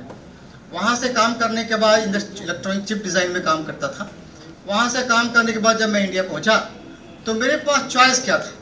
मेरे पास एक ही चॉइस था कि उस समय संयोग से IIT स्थापित हो गई थी और मैं IIT गया और IIT में मैंने एक प्रोजेक्ट के बारे में बताया। उन्होंने मेरा इंटरव्यू लिया। इंटरव्यू लेने के बाद मेरे सिलेक्शन हो गया। जो प्रोजेक्ट मैं कर रहा था वो था इंटरैक्टिव व्हाइट बोर्ड पे नए काम करने की। एक कंपनी थी जो मुझे 1 लाख पीस का ऑर्डर दे चुकी थी और एक मेमोरेंडम ऑफ अंडरस्टैंडिंग हमारे बीच साइन भी हो गया था। वो ये बात है 2020 की, और 2020 में ही उसी समय कोरोना स्टार्ट हो गया। तो पूरे भारतवर्ष में माननीय प्रधानमंत्री मोदी जी के द्वारा, पूरे गवर्नमेंट के द्वारा ये कहा गया सारे IITs को, जिसमें IIT बॉम्बे उसको लीड कर रहा था। IIT बॉम्बे की ओर से एक खबर आई कि सारे IITs को कि जो भी आदमी जो प्रोडक्ट भी बनाना चाहता है मेडिकल इलेक्ट्रॉनिक्स के फील्ड में बना सकता है। तो मैंने तत्क्षण ये डिसाइड किया कि अब मुझे थोड़ा सा अपने आप को डाइवर्स होना होगा, क्योंकि देश की सारे लोग अब बीमार पड़ रहे हैं, मर रहे हैं। तो हम लोग को लगा कि क्या करना चाहिए। तो हम लोगों ने सोचा उस समय कि पूरे भारतवर्ष में उसमें एक प्रोडक्ट जो था जो बहुत कॉमन था और सबके हाथ में था, वो सारे लोग खरीदते थे पल्स ऑक्सीमीटर, और ऑक्सीमीटर खरीदते थे और उसमें अपना ऑक्सीमीटर में SpO2 लेवल देखते थे। किसी का 90 से कम आ जाए तो लोग बीमार पड़ते थे, समझते थे कि चले जाओ हॉस्पिटल, ठीक है। मैंने यह पाया कि जितने भी वो चाइनीज़ मैक्सिमम 95% जो प्रोडक्ट थे वो चाइनीज़ थे। तो मैंने यह पाया कि 90 to 95% प्रोडक्ट जो है उसमें लोग चाइनीज़ ही खरीदते, नंबर 1 था। दूसरी बात वो थी उसमें कि 60% उसमें खराब प्रोडक्ट मार्केट में आ गए थे, जिसका रिजल्ट बहुत खराब था। मैंने यह भी पाया उस समय कि 60% रिजल्ट ऐसे खराब हुए कि लोगों को उसके डर से हॉस्पिटल जाना पड़ा। आप लोगों को मालूम होगा कि बहुत सारे लोग हॉस्पिटल से बच के नहीं आए। आप देख कर सकते हैं कि 50% लोग बच के नहीं आए। तो हमने डिसाइड किया, और उसमें क्या प्रॉब्लम था कि वो किसी भी ऑफिस के गेट पर जाएं आप, तो आपको उसमें एक मिलता था ऐसे कि आयर थर्मोमीटर, बॉडी का टेम्परेचर डिसाइड करता था। Then we decided in a team that we should have one product which will integrate pulse oximeter along with thermometer. So we made one product within 4 months. 4 month के अंदर हम लोगों ने ये product IIT Patna को दिखाया। IIT पटना की team ने अप्रूवल दी, ऑनलाइन अप्रूवल दिया। उसके बाद IIT पटना ने हम लोग को एम्स पटना भेजा। एम्स पटना से पहले हमने NMCH के डॉक्टर से टेस्ट करवा लिया था, हैदराबाद में टेस्ट करवा लिया था। उसके बाद मैंने जब पूरी तरह आत्म से लगा कि अब हो जाएगा, अच्छा रहेगा, तो एम्स पटना गया। एम्स पटना में 2 महीने लगे, लेकिन वो प्रोडक्ट की टेस्टिंग हुई कोरोना पेशेंट पे। टेस्टिंग होने के बाद एक बड़ी खुशी की बात यह है कि एम्स पटना के डायरेक्टर ने ही एम्स के एक प्रोग्राम में हमारे प्रोडक्ट को रिलीज किया। That was the biggest advantage for us. And उससे भी बड़ी खुशी बात यह है कि बिहार गवर्नमेंट के जो नेशनल जो हेल्थ पॉलिसी है, जिसके तहत 40 डिस्ट्रिक्ट में लगाए गए हैं आपको ये जो लगाता है टेलीमेडिसिन सेंटर में इस प्रोडक्ट की जरूरत थी, और सभी 40 डिस्ट्रिक्ट में हमारे ही वो प्रोडक्ट आज से 4 साल पहले जो लगे, 3 साल पहले जो लगे, आज चल रहे हैं। संजोग बस एक भी अभी तक कोई खामियां नजर नहीं आई है, किसी ने भी नहीं बताया। ये एक बड़ी बात है कि आपके बीच से निकला हुआ प्रोडक्ट मार्केट में चल रहा है और चल रहा है। इससे भी बड़ी बात बाद में ये हुई कि हम लोगों ने डिसाइड किया अब कि ऑक्सीमीटर, थर्मोमीटर को तो मैंने इंक्लूड कर लिया, इंटीग्रेट कर लिया। एक बड़ा प्रोडक्ट, एक प्रॉब्लम क्या है पूरे मार्केट में कि 2 बीमारी से लोग बहुत पीड़ित हैं, बीपी से और शुगर से। सब घर में सब लोग 40 साल से ऊपर तो सब लोग के पास रहता ही है। सब लोग सुबह सुबह जाके दौड़ते हैं या कुछ करते हैं, और लेकिन वहाँ पर भी कोई नहीं कोई आदमी बैठा रहता है जो बताता है कि आपका बीपी क्या है, शुगर क्या है। उसके बाद यह भी प्रोडक्ट पाया है कि आप आला कभी देखे सुने आप लोग? आला लगाते हैं तो स्टेथोस्कोप, तो उसका आवाज सुना है आप लोगों ने? इतना कम आवाज आता है ना कि लगता है बेकार है। 50% आला जो है बेकार ही है। आला जिसका दाम 5000 से ऊपर है, उस आले का दाम बढ़िया है, वो आला बढ़िया है। तो हमने ये डिसाइड किया है कि बीपी, शुगर, ईसीजी, स्टेथोस्कोप, उसके बाद आपको ऑक्सीमीटर, थर्मोमीटर, उसके साथ साथ ETCO सेंटर जो कहते हैं कि आपके बॉडी का, आपका हार्ट ब्रीदिंग रेट क्या है। जब आप आईसीयू में भर्ती होते हैं ना, तो सब 4 ही चीज होता है। क्या? ECG, BP, ठीक है, उसके बाद ब्रीदिंग रेट और SpO2 लेवल, तो 4 चीज होता है। हमने उसी डिवाइस में, एक छोटा सा डिवाइस, पोर्टेबल डिवाइस है, उसमें हम लोग उसको इंटीग्रेट कर रहे हैं। सफलता नहीं मिली है, सफलता मिलने वाली है। इसके लिए बिहार सेंट्रल गवर्नमेंट ने स्टार्टअप इंडिया सीड फंड ने हम लोग को फंड दिया है, और वो फंड पे हम लोग काम कर रहे हैं। साथ ही साथ इसमें एक खुशी और भी ऐड हो गई तब जब हमें हमारी कंपनी को फिलिप्स सेमीकंडक्टर ने, जिसका नाम आज का NXP हो गया है, भारत के 5 अच्छे सेमीकंडक्टर स्टार्टअप कंपनी में शामिल किया है। अब फिलिप्स कंडक्टर हमारी कंपनी का हो गए हैं मेंटर। अब वो हमको हर मंथ हमसे बात पूछती है, और जब चौथी मीटिंग हमारी हो रही थी तो उन लोगों ने बाद में फाइनलाइज कर लिया, कहा कि अब आपको कुछ फंड भी देंगे, मतलब अब फिलिप्स हम लोगों को कुछ फंड भी देने वाली है।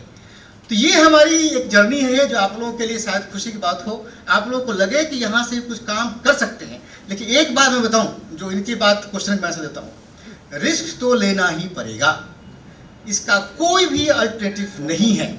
रिस्क का एक चीज है, जब आप प्रोडक्ट बनाएंगे उसमें रिस्क आएगा, जब प्रोडक्ट बना लेंगे तब रिस्क आएगा। क्यों? क्योंकि उसको मैन्युफैक्चरिंग करनी है, मैन्युफैक्चरिंग कर ले तब रिस्क आएगा, क्यों? क्योंकि मार्केटिंग करनी है, मार्केटिंग करने के बाद रिस्क आएगा, क्यों? कि कहीं हमारा प्रोडक्ट ना चले। Risk is always there, but you have to be stand alone. मजबूती के साथ खड़े रहेंगे तो रिस्क जो है चलते खत्म हो जाएगा। दृढ़ संकल्प से दुविधा की बेरियां कट जाती है। Thank you. धन्यवाद विभूति सर, आपने बहुत ही सफल स्टार्टअप के बारे में अपने बताया, स्मार्टवे इलेक्ट्रॉनिक प्राइवेट लिमिटेड, जिसने मेक इन इंडिया की जो एक मुहिम है उसमें भी आपने बहुत सकारात्मक, बहुत ही पॉजिटिवली आपने उसमें कंट्रीब्यूट किया। मेडिकल इंडस्ट्री में ज़्यादातर जो पार्ट्स हैं, इक्विपमेंट्स हैं, वो भारत से बाहर बन रहे हैं, भारत से बाहर हम इंपोर्ट कर रहे हैं। एक जीडीपी का एक ठीक ठाक हिस्सा हम उस पर खर्च कर रहे हैं। तो आपकी यात्रा से ज़रूर हमारे नौजवानों ने सीखा होगा। हालांकि आपकी ज़िंदगी में, आपके पूरे स्टार्टअप की जर्नी में कोई अमन और कोई अशनीर नहीं आया।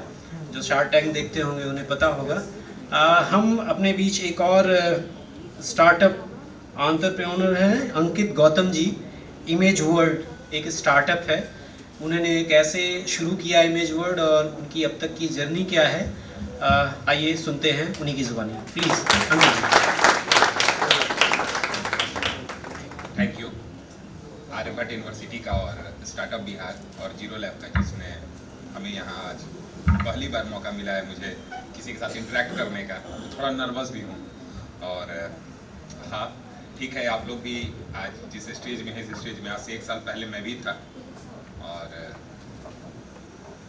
काफ़ी प्रॉब्लम्स होते हैं स्टार्टिंग में अपने आइडियाज़ को। सेंटर बने, हम उनके साथ टैग करते, वहाँ के एक्सपर्ट आपको समय समय पर सलाह देते हैं, आपको जो भी गाइडेंस चाहिए वहाँ से देते हैं। हमारे पास एक्सपर्ट कंसल्टेंट की टीम बनी हुई है, चाहे आपको फिनांस की ज़रूरत हो, आपको बिहेवियरल साइंस की ज़रूरत हो, आपको आईटी सपोर्ट की ज़रूरत हो, हमारी स्टार्टअप की टीम हर तरह से आपको सपोर्ट करती है। करना आपको है, हम इसमें कहीं नहीं पढ़ते हैं आपको क्या करना है, यू हैव टू डिसाइड। लेकिन उस डिसीजन तक आप कैसे पहुंचोगे? हमारे सपने आज हम देखते हैं हम इंजीनियर बन जाए, हम अंबानी बन जाए, अगले दिन सोचते अच्छा नहीं सब्जी का काम बहुत बढ़िया है, उसके अगले दिन सोचे ना एक स्कूल खोलने बहुत बढ़िया है। हमारे पास सपने अनंत हैं। उन सारे सपनों में से एक प्रोजेक्ट तक पहुंचने के लिए, प्रोजेक्ट आइडेंटिफिकेशन के लिए क्या टूल्स एंड टेक्निक्स होगी, वो हमारी जीरो लैब और हमारी स्टार्टअप टीम प्रोवाइड करती है।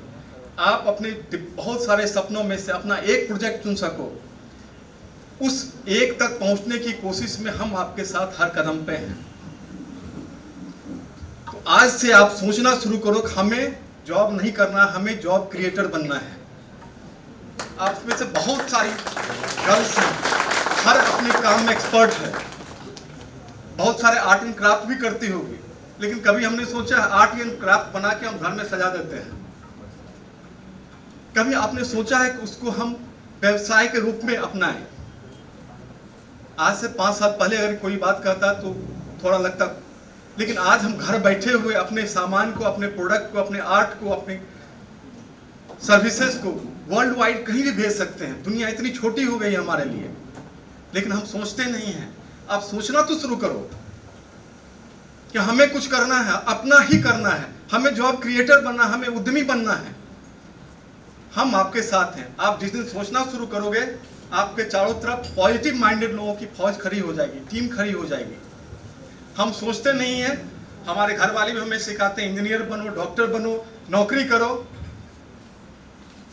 अपने पेरेंट्स को बोलो नहीं हमको कुछ काम करना है अपना, वही बोले पागल हो गई है, देखो अपना काम कर। लेकिन उनको समझाओ हम इस तरह से आगे बढ़ेंगे। आप 2 साल का समय दो, आप 1 साल का समय दो, हम ये कर सकते हैं। आप छोटा सा भी सक्सेस जिस दिन आपको मिल गया, वो सारे लोग जो आपके लिए नेगेटिव बोल रहे हैं या हर्डल बन रहे, वो सारे लोग आपके सपोर्ट में आ जाएंगे। आपने जो दुनिया देखी है उन्होंने वो नहीं देखी है। उस हिसाब से उन्हें लगता है महीने में कुछ सैलरी आ रही, फिक्स इनकम आ रही है, लाइफ यही है। आप उससे आगे बढ़ के सोचना शुरू करो। आपको क्या सपोर्ट चाहिए, सपोर्ट देने के लिए हम सारे लोग बैठे हुए हैं। आपकी यूनिवर्सिटी में सेंटर शुरू हो रही है, आपके यहाँ एक्सपर्ट बैठेंगे। जब भी जरूरत होगी हमारी टीम यहाँ आके आपको गाइड करेगी, आपको सपोर्ट करेगी। स्टार्टअप रजिस्टर, आपके पास कोई भी आइडिया है, हमारी ऑनलाइन रजिस्ट्रेशन की प्रोसेस है, आप उस प्रोसेस पर अपनी आइडिया को रजिस्टर्ड कर दो। आपके आइडिया रजिस्ट्रेशन के बाद हम उस पर उससे रिलेटेड ही एक टेस्ट लेते हैं, कॉमन टेस्ट लेते हैं आपको। उसके बाद हम मौका देते हैं आप हमारे पास आकर अपने जो भी प्रोजेक्ट है, अपने आइडियाज को प्रेजेंट करो। हमारी टीम आपके पे क्वेरीज करती है, जज करने की कोशिश करती है। आपने कहीं सिर्फ सुन के तो नहीं कर लिया है, आपने वास्तविक में अपने आइडिया को, अपने प्रोजेक्ट को आइडेंटिफाई करने के लिए थोड़ा वर्कआउट किया है। फिर हम आपके स्टार्टअप को अप्रूव करते हैं और उस अप्रूवल के बाद फिर आपकी फंडिंग की प्रोसेस शुरू हो जाती है। तो फिनेंशियली आपको कहीं 10 लाख की सीड फंडिंग हम देते हैं, उसमें कोई सपोर्ट, आपको कोई प्रॉब्लम नहीं होती है। उससे आगे भी अगर आपको जरूरत पड़ती है हम उससे आगे भी सपोर्ट करने के लिए तैयार हैं। लेकिन आप सोचना तो शुरू करो। पहला कदम यही है कि आप सोचो कि हमें कुछ करना है, हमें उद्यमी बनना, हमें नौकरी नहीं करनी है, हमें नौकरी देने वाला बनना है। आप सोचना शुरू करोगे, आपके पास आइडियाज की भरमार लग जाएगी। आप एक पेन पेपर लो, जो भी आइडियाज आ रहे हैं भूल जाओ कि क्या करना है, आप नोट डाउन, लिस्ट डाउन करते रहो। आप देखोगे 2, 4, 10 दिन में आपके पास 10 आइडिया आ गए हैं। फिर अपनी आप शॉर्ट एनालिसिस करो, स्ट्रेंथ वीकनेस देखो अपनी क्या है, आप उस 10 आइडिया को कट करना शुरू करो।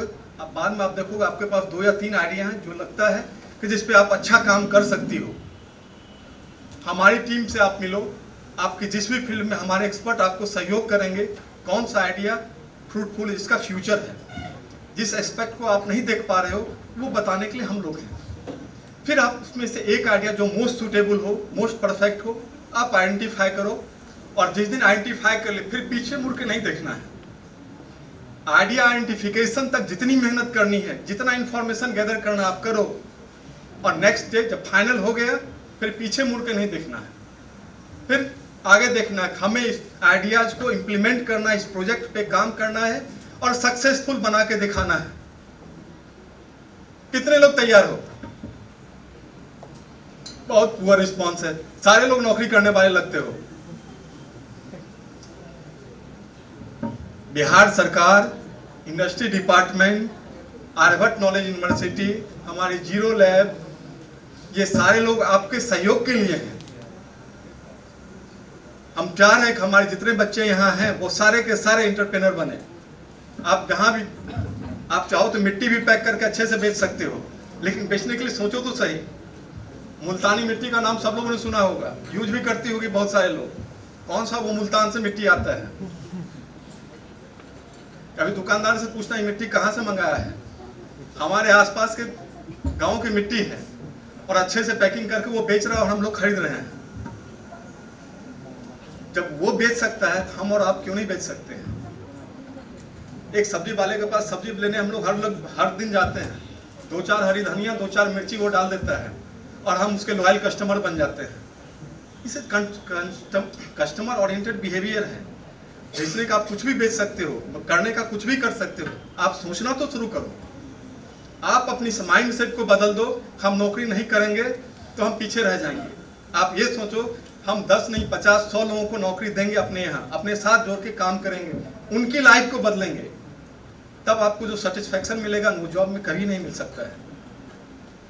So think your self, believe on your self कि हमें कुछ करना है और हम ही कर सकते हैं, दूसरा नहीं करेगा, हम ही कर सकते हैं। हम सारे लोग सिर्फ सपोर्ट के लिए हैं, आपके करना आपको है और आप ही कर सकते हो।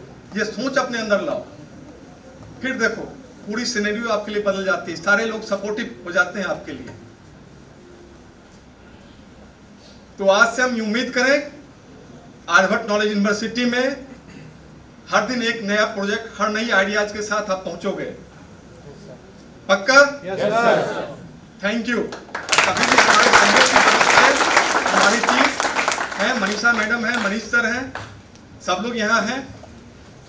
हम जब भी जरूरत पड़े हम खुद भी आ जाएंगे आपके सपोर्ट के लिए, और आपको जरूरत पड़े आप हमारे ऑफिस आ जाओ बेहिचक, पूछना नहीं है। हम हमेशा अवेलेबल हैं, जीरो लैब अवेलेबल है।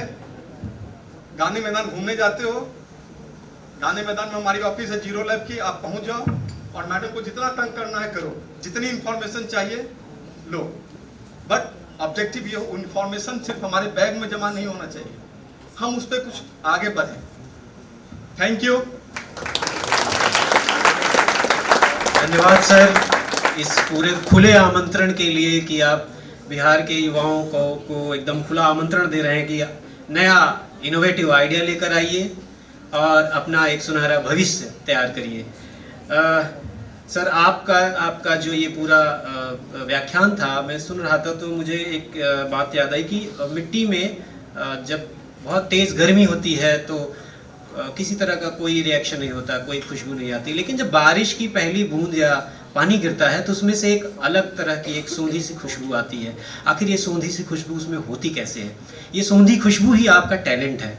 हम सभी युवाओं में, सारे देश के, बिहार के सभी युवाओं में कोई ना कोई एक टैलेंट है और उस टैलेंट को डेवलप करने के लिए, सामने लाने के लिए बिहार स्टार्टअप फंड जैसा एक बारिश की बूंद की तरह आपकी ज़िंदगी में आएगा और आपके टैलेंट को दुनिया के सामने लाने का काम करेगा। हमारे बीच में दीप्ति कुमारी मैम है, दीप्ति आनंद मैम है। मैं माफ़ करिएगा मैडम, मैं 2 बार आपके संस्थान का नाम थोड़ा गलत ले गया। जीरो लैब बिहार से हैं, जो Bihar industrial area development authority का एक अनुषांगिक संगठन है। वो आपको बताएंगी कि किस तरह से आप अपने किसी आइडिया को, स्टार्टअप को आगे कैसे ले जा सकते हैं। जीरो लैब क्या कर रहा है बताने के लिए है हमारे बीच में doctor Deepti Anand. Thank you so much sir. सबसे पहले जितने भी हमारे गणमान्य अतिथि हैं डाइस पे, उनको बहुत बहुत सादर प्रणाम, और जितने भी हमारे स्टूडेंट्स हैं वार्म वेलकम अगेन। हम लोग एक बार फिर पहले भी इंटरेक्ट कर चुके हैं, स्टार्टअप क्या है, पॉलिसी कैसी है और हमें कैसे काम करना है। तो ये चीज़ें हम लोग इसलिए आप कर रहे हैं क्योंकि आप ये समझ सकें कि अब ये दौर हो चुका है बिल्कुल चेंज। पहले हम लोग सिर्फ IAS या फिर जॉब ये सब सोचते थे, अब हम एंटरप्रेन्योर बनना चाहते हैं। तो इस वजह से जीरो लैब का एक बहुत बड़ा मेजर रोल है आपको ज़ीरो से हीरो की तरफ लेके जाने के लिए। तो बहुत बार हमें डर लगता है कि हमें कौन सपोर्ट करेगा या फिर उस चीज़ को समझ पाएगा कि हम क्यों बनना चाहते हैं एंटरप्रेन्योर, या हमें कहीं ना कहीं होता है कि हम चाहते हैं जॉब करना, सबकी बहुत ज़्यादा चॉइस नहीं होती है, हर कोई अपना बिजनेस एंटरप्रेन्योर बनना चाहता है, खुद का मालिक बनना चाहता है। तो आज के हमारे यहाँ पे देखेंगे ना, बिहार में हमारे अंदर में वो एक गुण, एक तरह गुण है, एक जीन है कि हम कहीं भी जाते हैं बहुत अच्छा करते हैं, किसी भी फील्ड में जाते हैं। तो इन सबको देखते हुए हमने ये सबको सोचा कि नहीं, हम उन्हें कैसे सपोर्ट कर सकते हैं। तो जीरो लैब जो एक प्री इंक्यूबेशन सेंटर है, ये एक बियाडा का पार्ट है, IIT पटना इसको रन करती है और इसमें बहुत सारे लोगों को अपॉर्चुनिटीज़ हर सेक्टर से मिलता है। इनफैक्ट अलग अलग फंड्स हैं, अगर आप बात करिएगा सीड फंड है 10 लाख का जो स्टार्टअप बिहार देती है। आप अच्छा कर रहे हैं, आपको लग रहा है कि आप बहुत उस पर आगे बढ़ रहे हैं, 10 लाख 20 लाख आपने उसमें अर्न कर लिया, 20 लाख आपने उसमें रेवेन्यू जनरेट कर लिया है, तो गवर्नमेंट आपको फिर से पोस्ट सीड फंड देती है 15 लाख का। आपको अच्छे इन्वेस्टर्स मिल जाते हैं तो हम लोग इन्वेस्टर्स कनेक्ट कराते हैं। बहुत सारे मेंटरशिप इन्वेस्टर्स के लिए भी होता है कि आप इन्वेस्टर्स से कैसे मिल सकें, या उस लेवल तक आने के लिए बहुत सारा बैकग्राउंड में वर्क करना पड़ता है, तो वो कैसे हम कर सकते हैं। तो उसके लिए अलग मेंटरशिप होती है, उसका अलग से 50 लाख का फंड है गवर्नमेंट के पास भी। आप कुछ अच्छी जगह से पढ़ाई कर रहे हैं आफ्टर रिकॉग्निशन, उसमें आपको एक्सेटर फंड गवर्नमेंट देती है 3 लाख का। तो ऐसे अलग अलग बहुत सारे फंडिंग्स का कैपिंग है, जिसको हम डिटेल में भी बात करेंगे आपसे। तो ये सब कैपिंग आपको कैसे मिल सकता है, इसका आप यूज़ कैसे कर सकते हो। सबसे पहली बात ये समझना हमें बहुत ज़रूरी है। इनफैक्ट गवर्नमेंट में जब भी हम लोग पॉलिसीज़ पे बात करते हैं तो ये हमारा माइंडसेट नहीं होना चाहिए कि हमें फ़ंड लेना है इसीलिए हम कोई आइडिया सोच के आ गए हैं। हमारा माइंडसेट होना चाहिए कि हम जो काम कर रहे हैं।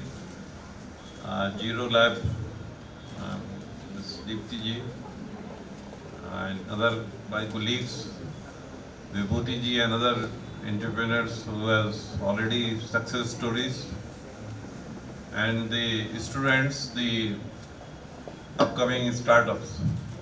So it's a what I say that and what I feel that still we are in nascent stage of having the startup concept in your mind, and some of the startups which I thought like Zomato, 2 or 3 people they have started the Zomato after conceiving the idea that it will be a success story. They started with a lot of risk, and ultimately now after various competitions, various competitors of Zomato, the Zomato is number 1. initially in those days, nobody was thinking that it is a incubation or a startup or like that thing is there. Now the government has realized, and in Bihar, what I see that we are lacking in a lot of facilities and lot of potential in the students.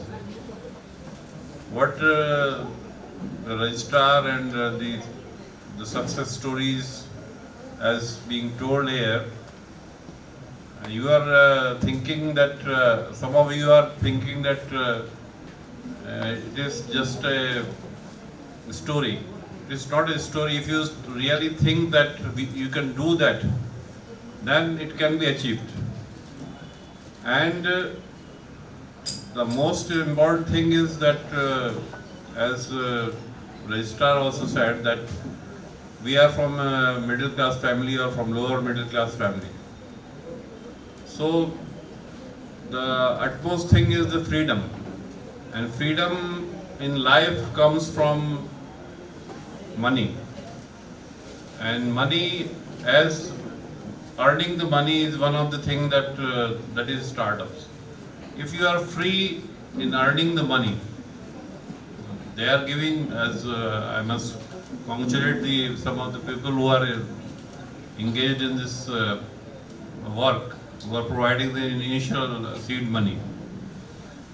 If you take it seriously and if you generate or start your project, and I feel proud that we are also part of the this ongoing regime, and so I will see that I will presume that in future we will have 20 or 50 startups in our hand also in our university.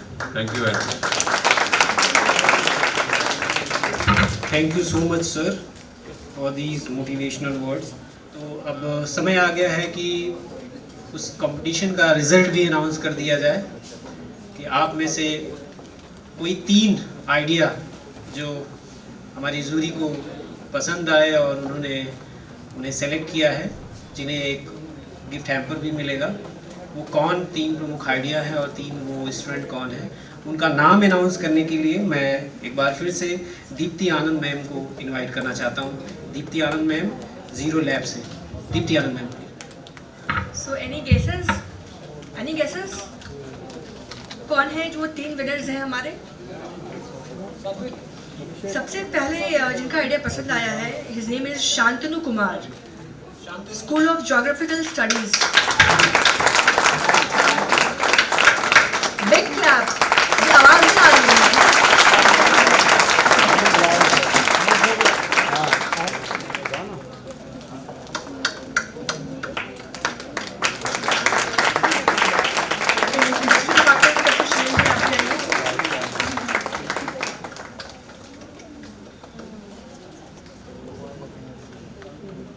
And I wish कि आप अपने ideas को submit करेंगे। Second prize Vishal Kumar CIMAGE, BBA।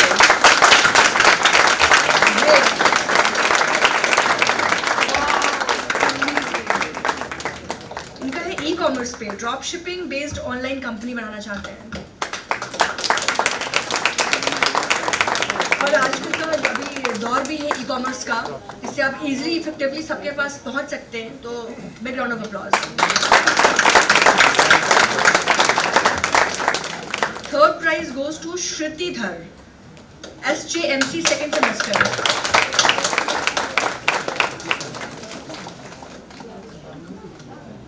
Electric flour mill है इनका, oil and spices machinery.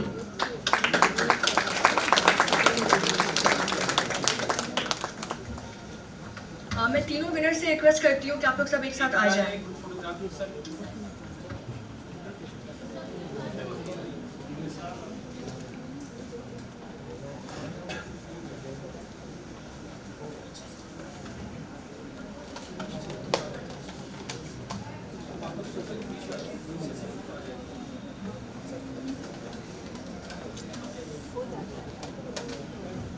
Thanks के लिए मैं इंक्यूबेशन सेंटर की नोडल ऑफिसर, हमारे डिपार्टमेंट की हेड डॉक्टर मनीषा मैम को मैं आमंत्रित करूंगा कि वो आएँ और धन्यवाद ज्ञापित करें। Ma'am please.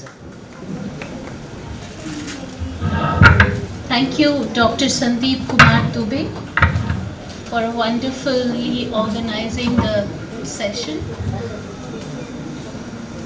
धन्यवाद ज्ञापित करने का कार्य मुझे हमेशा आपसे बहुत ही अच्छा लगता है।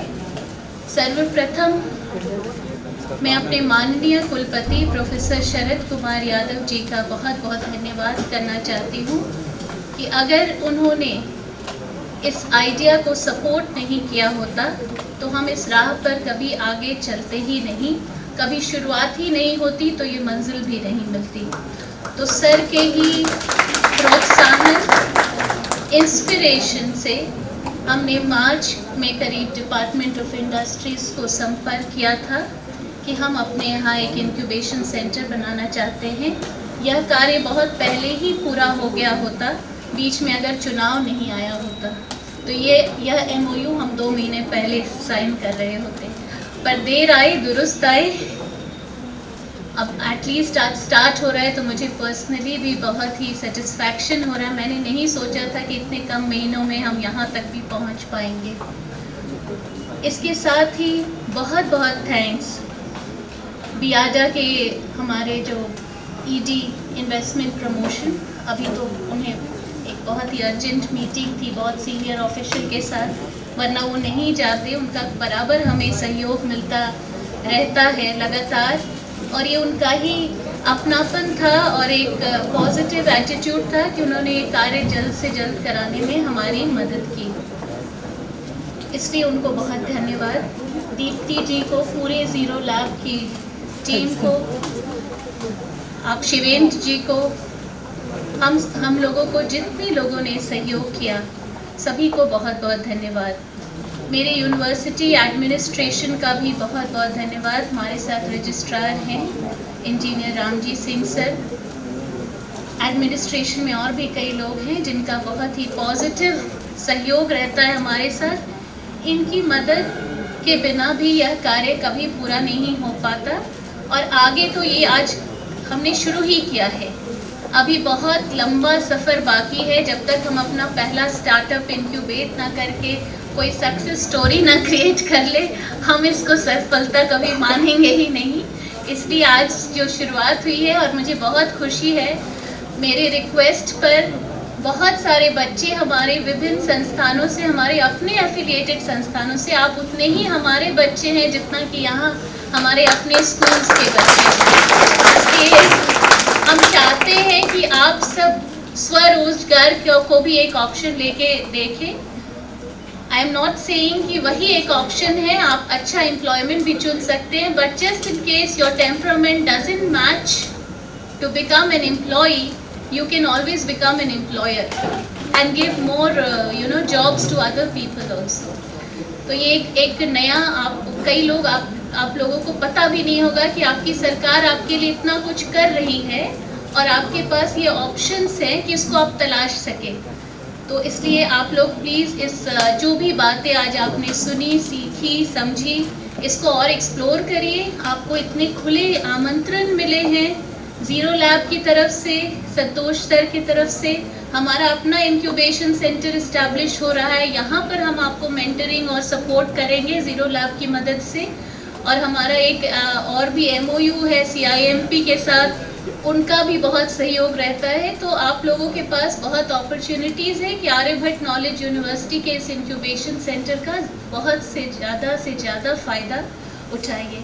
तो आप सभी स्टूडेंट्स का जो आप आज आए, मुझे बहुत अच्छा लग रहा है। ये आज का हॉल जब भरा हुआ खचाखच कुछ स्टूडेंट्स चले गए हैं, ये हमारे लिए बहुत ही प्रसन्नता की बात है। मैं अपनी टीम का भी बहुत बहुत धन्यवाद करना चाहती हूँ। मेरी school of journalism and mass communication की टीम जो दिन रात मेरे साथ काम करती है, मेरे अपने स्टूडेंट्स जो फोटोग्राफी, वीडियोग्राफी, हर तरह से मेरी मदद करते हैं, आप सभी को बहुत बहुत धन्यवाद। सेंटर फॉर एक्सीलेंस की इस बिल्डिंग में कई और सेंटर्स हैं, उनके हर एक एम्प्लॉई हमारे हर कार्यक्रम में बिल्कुल पूरा सहयोग देते हैं। विश्वविद्यालय के कई कर्मी और ऑफिसर्स हमारा बहुत सहयोग करते हैं। सबको बहुत बहुत धन्यवाद। अंत में मैं अपने बिहार के हमारे लोकप्रिय मुख्यमंत्री, जिनकी यह देन है, जो युवाओं के लिए इतना कुछ सोचते हैं और उनके ही पॉलिसीज़ हैं जिनसे हम लाभान्वित हो रहे हैं, तो माननीय मुख्यमंत्री को भी बहुत बहुत धन्यवाद। कोई रह गए हों मीडिया पर्सन्स या तो क्षमा करेंगे। धन्यवाद। अंत में हम कोई गीत और राष्ट्रीय गान के साथ अपना यह कार्यक्रम विधिवत समाप्त करेंगे।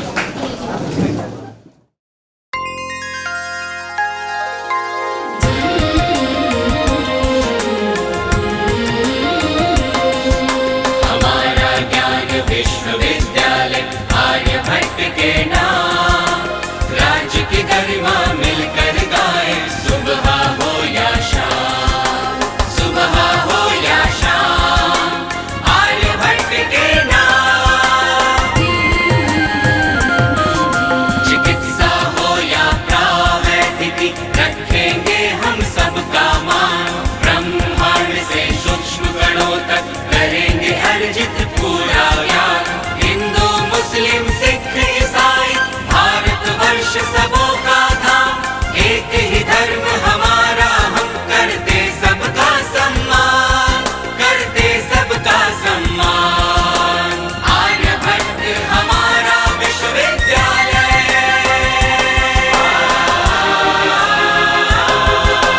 दीप से दीप जलाकर हम भेदभाव मिटाएंगे, घर घर में हम नारी पुरुष को ज्ञान मंत्र से जगाएंगे। प्यार अहिंसा मानवता को राष्ट्र का लक्ष्य बनाएंगे, बिहार राज्य की गरिमा को हम नई पहचान दिलाएंगे, नई पहचान दिलाएंगे। आर्यभट्ट हमारा विश्वविद्यालय, हमारा ज्ञान विश्वविद्यालय आर्यभट्ट के नाम, राज्य की गरिमा मिलकर गाए, सुबह हो या शाम, सुबह हो या शाम, आर्यभट्ट के नाम, सुबह हो या शाम, आर्यभट्ट के नाम।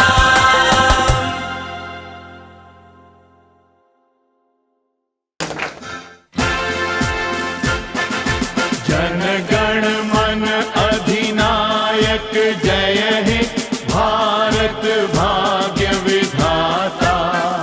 पंजाब सिंध गुजरात मराठा, द्राविड़ उत्कल बंगा, विंध्य हिमाचल यमुना गंगा, उच्छल जलधि तरंगा। तव शुभ नाम